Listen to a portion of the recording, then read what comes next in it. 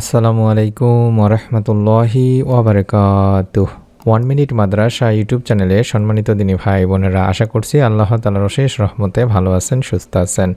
আলহামদুলিল্লাহ। আজ আলোচনা করব যারা খুব বেশি টাকা পয়সার সমস্যায় আছেন, রিজিকে বরকত নেই, তারা প্রতিদিন ফজরের নামাজে আদায় করার পরে এই ইস্তেগফারটি 21 বার পাঠ করবেন এবং গায়েবী ধন সম্পদ লাভের একটি ছোট্ট দোয়া তার সঙ্গে পাঠ করবেন।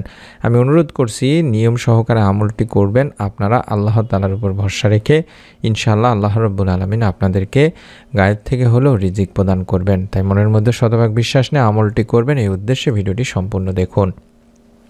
নামাজ ইসলামের অন্যতম একটি স্তম্ভ। 5 ওয়াক্ত নামাজই প্রত্যেক মুসলমানের জন্য ফরজ, আর প্রত্যেক ওয়াক্ত নামাজেরই আল্লাহ তাআলা বিশেষ কিছু ফজিলত দিয়েছেন। এর মধ্যে অন্যতম হলো ফজরের নামাজ। নামাজ কায়েম করো সূর্য ঢলে পড়ার পর থেকে রাতের অন্ধকার পর্যন্ত, এবং কায়েম করো ফজরের নামাজ। নিশ্চয়ই ফজরের নামাজ উপস্থিতির সময়। নামাজের মধ্যে যেমন ফজরের রয়েছে বিশেষ গুরুত্ব, তেমনি সময়ের মধ্যেও ফজরের সময়ে রয়েছে বিশেষ গুরুত্ব। পবিত্র কোরআনুল কারিমে ফজর নামে একটি সূরাও রয়েছে। এই সূরার শুরুতে মহান আল্লাহ ইরশাদ করেছেন, শপথ ফজরের।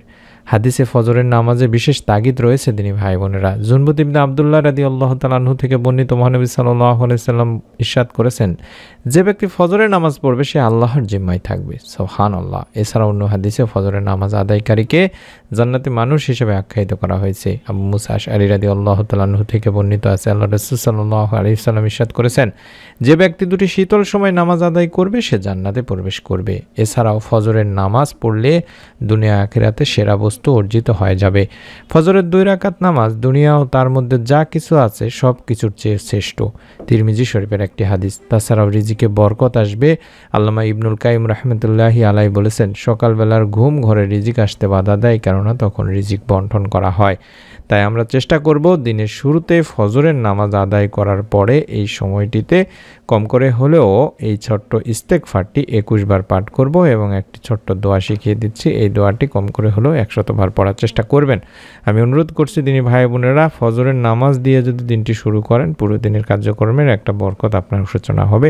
প্রিয় নবী সাল্লাল্লাহু আলাইহি সাল্লাম এমনই বলেছেন যে, হে আল্লাহ, আমার উম্মতের জন্য তার সকালবেলার বরকত দান করুন। তিরমিজি শরীফের একটি হাদিস। তাই আমরা এই সময়টিতে ইস্তেগফার আগে করে নিব, কারণ ইস্তেগফারের মাধ্যমে আল্লাহ রাব্বুল আলামিন বান্দাকে কল্পনার বাইরে থেকে গায়েব থেকে রিজিক দিয়ে থাকেন। ইবনে আব্বাস রাদিয়াল্লাহু তাআলা আনহু থেকে একটি হাদিস পাওয়া যায়, যেখানে আল্লাহ রাসূল সাল্লাল্লাহু আলাইহি ওয়াসাল্লাম বলেছেন, যে ব্যক্তি বেশি বেশি ইস্তেগফার করে আল্লাহ তাআলা তার সব সংকট থেকে উত্তরণের ব্যবস্থা করে দেন, তার সব পেরেশানি দূর করে দেন এবং তাকে এমন জায়গা থেকে রিজিক দান করেন যা সে কখনো কল্পনাও করতে পারে না।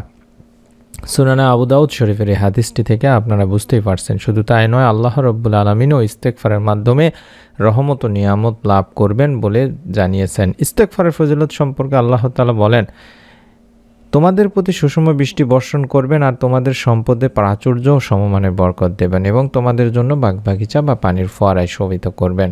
সূরা নূহতে বলা হয়েছে। তাই আমরা কম করে হলেও আগে অন্তত আস্তাগফিরুল্লাহ 21 বার পড়ব। যেটি বললাম, ইস্তেগফার পাঠে বান্দার অভাব তো মোচন হয়, পাপও মোচন হয়ে যায়, সন্তান সন্ততির অভাব দূর হয়ে যায়, রিজিকে বরকত আসে।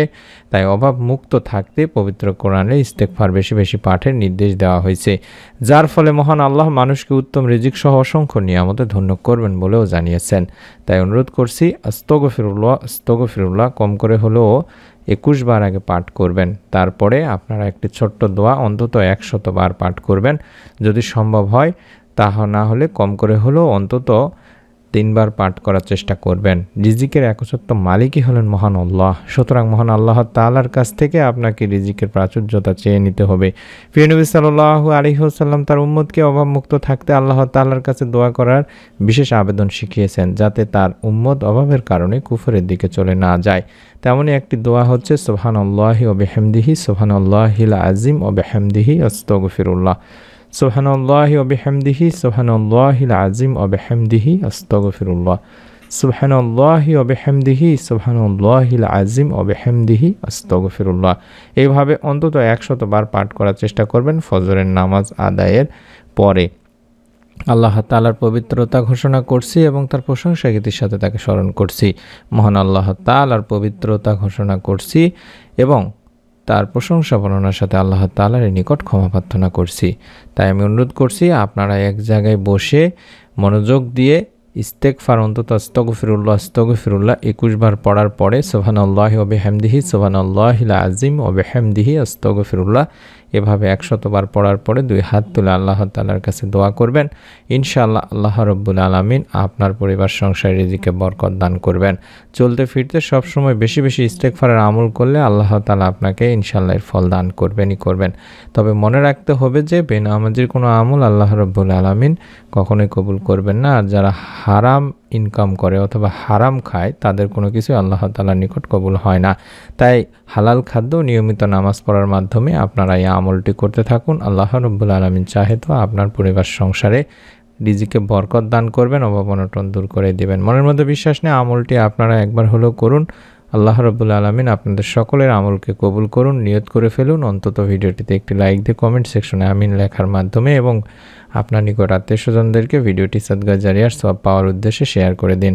আমাদের অন্যান্য চ্যানেলের ভিডিওগুলো দেখার অনুরোধ করছি, অত্যন্ত গুরুত্বপূর্ণ ভিডিওগুলো দিয়ে থাকি।